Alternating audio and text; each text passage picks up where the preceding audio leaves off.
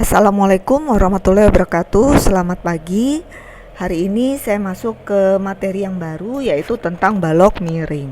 Ya, balok miring sebenarnya basicnya sama saja pada saat kita menghitung balok yang lain, seperti balok sederhana, balok terjepit, atau balok meminggul. Ya, hanya saja yang dimaksud dengan balok miring itu adalah balok yang memiliki sudut terhadap sumbu X positif, atau kalau secara visual kita melihat baloknya tidak lurus tapi baloknya menjadi miring. Itulah yang dimaksud dengan balok miring. Nah, dalam menyelesaikan balok miring kita bisa menggunakan beberapa sumbu ya. Selama ini pada saat kita menghitung balok sederhana dan yang lainnya kita selalu menggunakan sumbu kartesius. Tapi sebenarnya ada cara atau sumbu lain yang bisa kita gunakan, yaitu sumbu batang. Kalau balok sederhana kebetulan antara sumbu batang sama dengan sumbu kartesius, jadi tidak ada masalah. Tapi di sini pada saat balok miring ini ada perbedaan. Sumbu kartesius itu selalu X-nya yang horizontal, Y-nya pasti yang vertikal, seperti ini posisinya. Tapi sumbu batang ini tergantung daripada balok kita. Kalau baloknya miring seperti ini ya berarti ini X-nya, ini Y-nya. Tapi kalau baloknya miring seperti ini justru menjadi X-nya, ini jadi Y-nya. Dalam menyelesaikan sumbu kartesius, semua gaya kita rubah menjadi semua gaya itu kita rubah untuk bekerja pada sumbu X dan sumbu Y pada sumbu kartesius. Sama dengan pada saat kita mengerjakan dengan menggunakan sumbu batang, semua gaya pun harus kita rubah ke dalam sumbu X dan sumbu Y pada sumbu batang ya. Nah, cara lain yang bisa kita gunakan adalah dengan cara kita mengkombinasikan sumbu kartesius dengan sumbu batang ya. Ini coba kita perhatikan. Di sini adalah tumpuan sendi. Ini salah satu contoh yang saya ambil. Ini kebetulan contohnya adalah tumpuan sendi. Sendi ada dua reaksi. Kalau posisinya seperti ini, lurus seperti ini, atau bekerja pada sumbu kartesius, berarti V-nya itu ini hanya seperti ini. Tapi berbeda jika sendinya miring ya. Sendinya miring berarti V-nya ikut miring, hanya juga ikut miring, artinya menyesuaikan dengan posisi tumpuannya ya. Sama dengan beban merata ini, perhatikan ini terlihat sama tapi sebenarnya berbeda ya. Kalau beban meratanya posisinya lurus seperti ini, maka Q-nya juga ikut lurus. L yang kita gunakan adalah L yang lurus ini, berarti Q besar adalah Q kecil kalikan dengan L yang lurus. Sedangkan apabila Q-nya miring, maka L yang kita gunakan pun juga adalah L yang miring ini, sehingga Q besar sama dengan Q kali L. Jelas ya? Ya, biasanya kalau beban model seperti ini bisa berupa beban mati atau beban hidup. Sedangkan beban yang posisi seperti ini umumnya adalah berupa beban angin ya.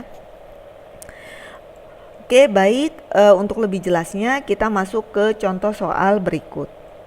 Ini adalah sebuah balok ya. Kalau kita perhatikan ya, ini balok miring, tumpuannya sama-sama di ujung seperti balok sederhana, hanya posisinya saja yang miring ya. Di sini ada beban merata, ada dua, dan ada beban terpusat. Beban merata yang pertama ini bekerja pada sumbu batang, sedangkan beban merata yang kedua ini bekerja pada sumbu kartesius.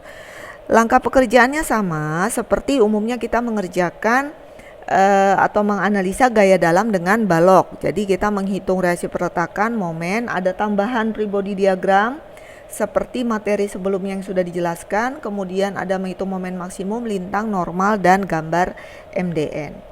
Baik, kita masuk ke perhitungan reaksi perletakan.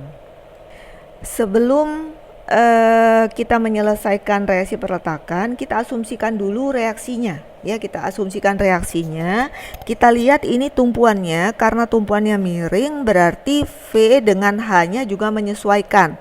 V ini selalu tegak lurus terhadap tumpuan, H juga sejajar dengan tumpuan. Kemudian VB kita perhatikan tumpuannya adalah bekerja pada sumbu Y kartesius sehingga VB-nya menjadi seperti ini. Di sini ada beban merata seperti yang saya jelaskan tadi, berarti ini Q1-nya miring dan Q2-nya tegak lurus. Ini jaraknya. Sekarang kita membutuhkan jarak tegak lurusnya ya, jarak yang bekerja pada sumbu X karena yang diketahui adalah jarak yang miring. Caranya mencari seperti apa?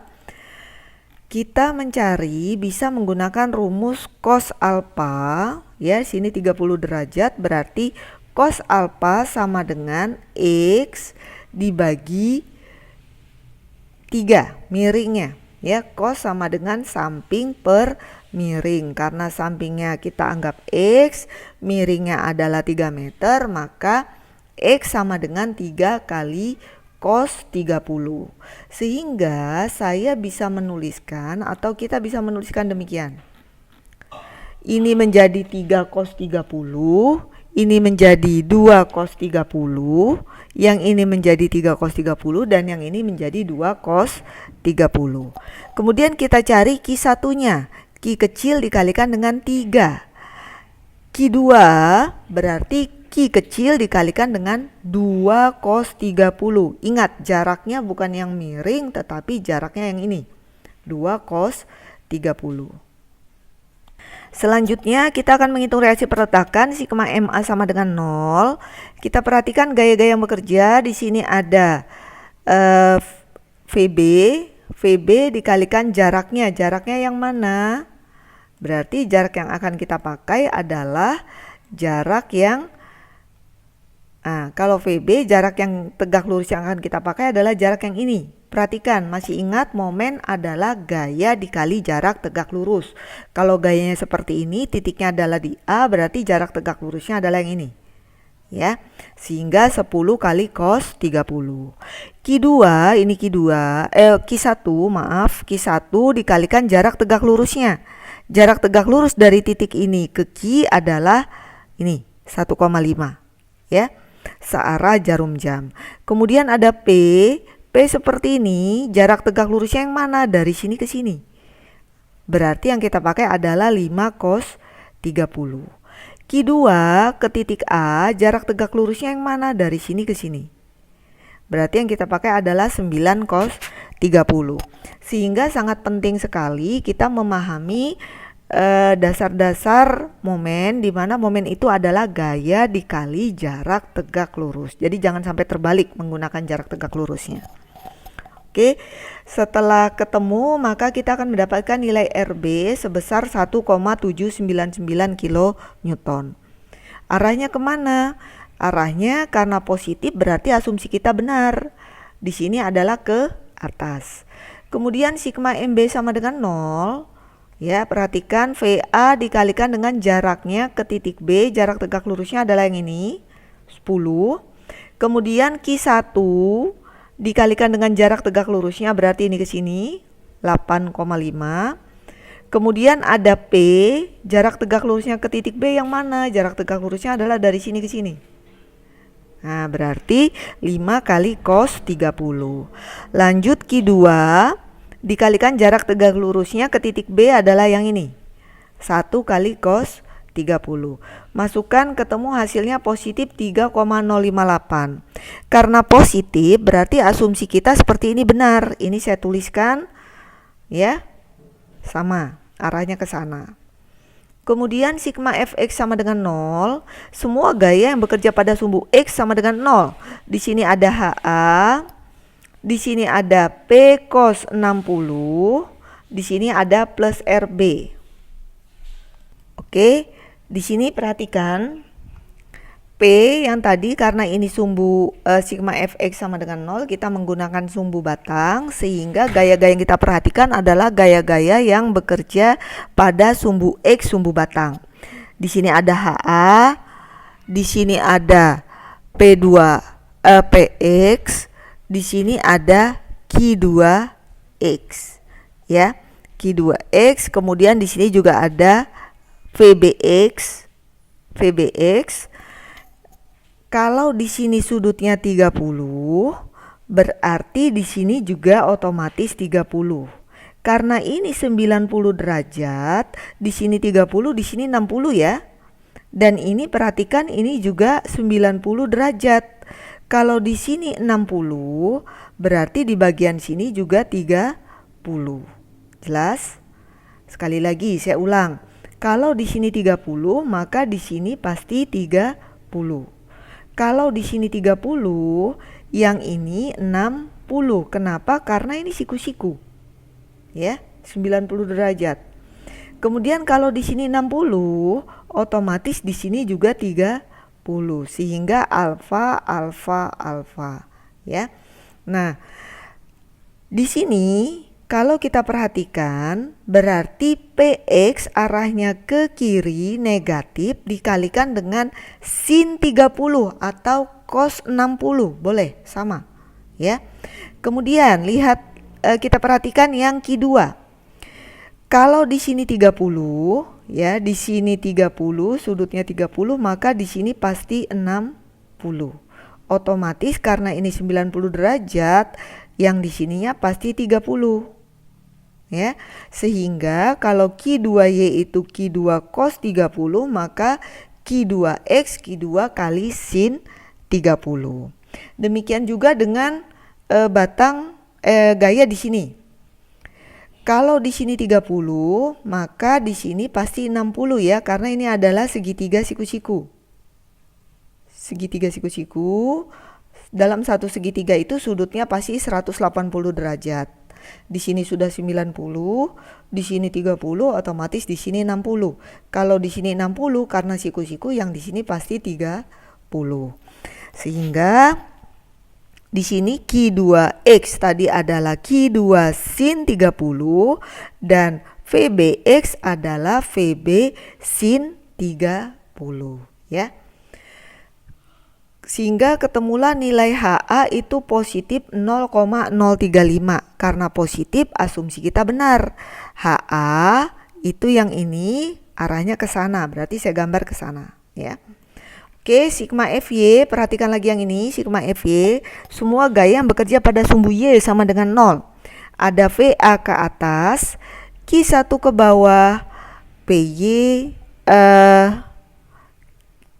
VA, Q1, P, kemudian ada Q2Y, kemudian ada VBY ya. Ini adalah PY yang kita gunakan, jadi VA, Q1, PY, Q2Y, dan VBY. Masukkan hasilnya, ketemu 0 sama dengan 0, berarti oke. Kalau oke, kita bisa melanjutkan ke perhitungan berikutnya. Oke. Di sini kita bisa lihat MA, perhitungan momen kita mulai dari kiri ke kanan, MA sama dengan 0, kemudian MC sama dengan VA searah jarum jam dikalikan dengan jaraknya 3, min Q1 dikalikan dengan 1,5. Kemudian MD, VA dikalikan jaraknya adalah 5, min Q1 dikalikan dengan 3,5. ME, VA dikalikan dengan jaraknya adalah 8. Kemudian min Q1 kalikan jaraknya ini ke sini adalah 6,5. Min PY dikalikan jaraknya ini ke sini. Ya, min PY berarti min P kali cos 30 dikalikan dengan jaraknya 3. Ketemu hasilnya sekian. MB sama dengan VA dikalikan dengan 10. Min Q kalikan dengan jaraknya ini ke sini 8,5. Min PY kalikan dengan jaraknya adalah 5. Min Q2Y dikalikan dengan jaraknya adalah 1. Ya, seperti itu. Hasilnya yang ketemu adalah 0. Oke ya. Kalau oke, kita bisa melanjutkan ke perhitungan lintang. Oh iya, maaf ya. Kita terlupa karena di sini tadi soalnya ada beban merata, berarti kita mencari momen maksimumnya lebih dulu. Di sini pada titik AC ya, pada batang AC di soal itu bisa kita lihat, ini soalnya tadi. Nah, ini pada batang AC di sini ada VA, ada HA, ada titik C ya. Di sini karena beban merata kita asumsikan adalah sampai dengan titik X dulu. Kemudian kita lihat perhitungannya. MX ini titik X berarti ada QX, MX sama dengan VA dikalikan dengan jaraknya X yang miring ini ya. Min QX kalikan dengan setengah X atau min setengah QX kuadrat. Ketemulah hasilnya. Kemudian kita cari turunan pertamanya, maka nilai X ketemu 3,058. Kalian ingat tadi di batang AC itu beban meratanya hanya sepanjang 3. Kalau di sini ketemu 3,058 artinya tidak ada momen maksimum. Kemudian kita lanjut ke titik BF. Ya. Kalau kita lanjut ke titik BF, kita perhatikan ini adalah X meter ya, kita asumsikan X meter. Kemudian di sini adalah X kali cos 30, ini VB, ini QX. Kita perhatikan MX sama dengan VB dikalikan dengan jaraknya X cos 30. Berlawanan arah jarum jam karena dari kanan ke kiri berarti positif. Kemudian min QX kalikan dengan jaraknya setengah X kali cos 30 ya. Kemudian QX ini apa? Q kecil dikalikan dengan jaraknya itu ini X cos 30. Jadi ini adalah QX. Q kecil kali X cos 30. Kemudian jaraknya adalah setengah kali X cos 30, sehingga ketemulah persamaan kita ini. Kita turunkan, ketemu nilai X-nya sama dengan sekian meter. Nah ini lebih besar daripada 1,732. Dari mana 1,732? 1,732 itu dari soal dimana jaraknya ini ke sini tadi diketahui adalah 2 meter, berarti jarak miringnya adalah 1,732 meter ya. Sekarang kita masuk ke perhitungan lintang. Perhitungan lintang dan normal itu wajib menggunakan sumbu batang ya. Jadi tidak bisa kombinasi seperti saat kita menghitung reaksi perletakan atau seperti pada saat kita menghitung nilai momen. Tapi di sini kita wajib menggunakan sumbu batang sehingga semua gaya ini harus kita uraikan menjadi gaya-gaya yang bekerja pada sumbu batang. Ya, VA sama HA sudah bekerja pada sumbu batang, Q1 juga sudah bekerja pada sumbu batang. P belum bekerja pada sumbu batang, sehingga kita uraikan ada PY dan PX. Demikian juga dengan Q2 dan VB, masing-masing tidak bekerja pada sumbu batang, jadi harus kita uraikan. Nah, setelah kita uraikan, maka kita bisa melihat untuk perhitungan lintang adalah gaya-gaya yang bekerja vertikal pada sumbu batang ini. Berarti yang kita perhatikan gaya-gaya yang tegak lurus sumbu batang ya. DA kiri 0, DA kanan sama dengan plus VA karena ke atas. DC kiri sama dengan plus PA, DC kanan sama dengan plus PA min Q1. Ketemu hasilnya 0,058. Untuk DD kiri masih VA min Q1, DD kanan VA min Q1 min PY. DE kiri VA min Q1 min PY, kemudian ada DB kiri VA min Q1 min PY min Q2Y.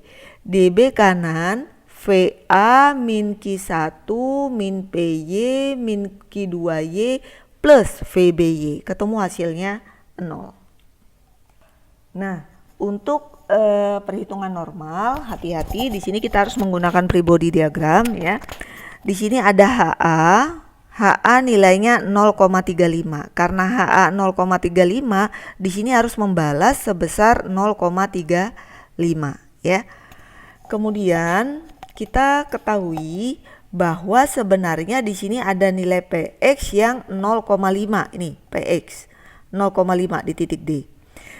otomatis di sini akan ada gaya yang bekerja ke sini sebesar 0,466, sehingga jika dijumlahkan ini hasilnya harus 0,5 sesuai dengan PX ya.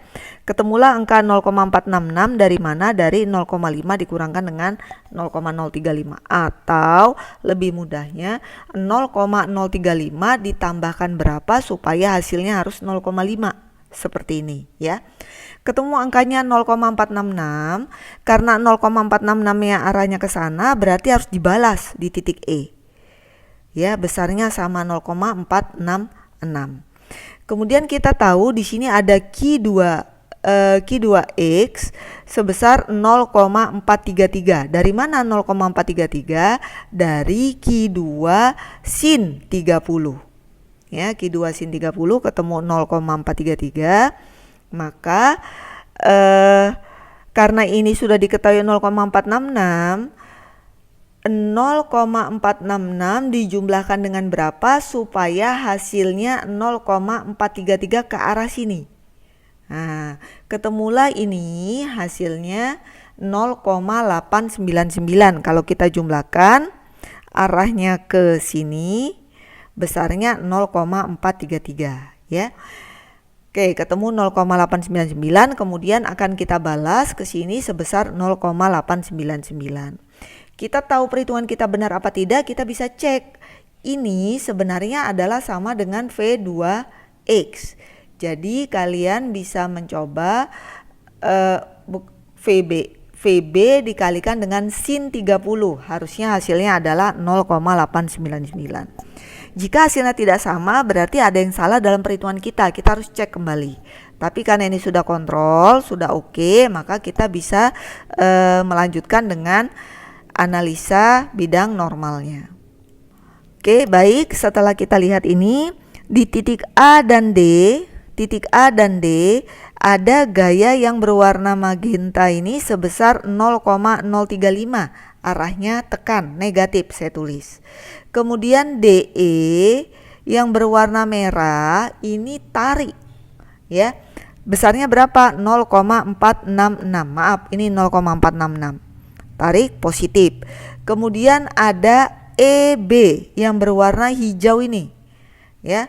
0,899, arahnya tarik positif. Oke, dari sini kita bisa menggambar bidang MDN-nya ya. Ini saya tarik garis lurus, tapi perhatikan balok kita tidak lurus. Balok kita adalah miring, sehingga ini gambarnya miring. Sumbu 00-nya miring ya. Baik M, D maupun N, ini sumbunya adalah miring yang saya gambar garis putih ini ya. Kemudian kita plot MA tadi 0, MC tadi positif 0,674. Sekali lagi MC-nya di sini bukan di sini ya. Kenapa? Karena kita menghitungnya tadi posisinya di sini. Kita tarik karena sumbu sumbu batangnya itu begini, miring. Maka semua gaya nanti kita nariknya juga miring seperti ini ya. 0,674, kemudian MD tadi ini 4,674. MD-nya 4,79 dan ME-nya adalah 2,366. Positif semua karena kebetulan tidak ada momen maksimum. Bisa langsung kita tarik. Ini adalah parabola, ini linear parabola. Nilainya positif, kita bisa arsir ya. Arsir tegak lurus daripada balok atau batang. Kemudian MD, perhitungan bidang geser atau lintang. Ini ada ketemu 3,058, tarik garis lurus. DC kirinya juga sama, DC kanannya 0,0566, DD kiri 0,0566, DD kanan adalah minus 0,8, DE kiri minus 0,8, dan DB kiri adalah 1,56, DB kanan 0. Gambar garisnya tarik, kemudian di atas positif, di bawah negatif. Arsir, ini vertikal, ini adalah horizontal. Kemudian bidang N tadi sudah kita ketahui, di sini adalah negatif 0,025, terus DE negatif 0,463 dan NEB sama dengan positif 0,99. Ya, itu tadi contoh soal yang diberikan. Demikian. Apabila masih ada yang kurang jelas, bisa langsung hubungi saya. Kurang dan lebihnya mohon maaf. Saya akhiri. Terima kasih. Wabillahi taufiq wal hidayah. Wassalamualaikum warahmatullahi wabarakatuh.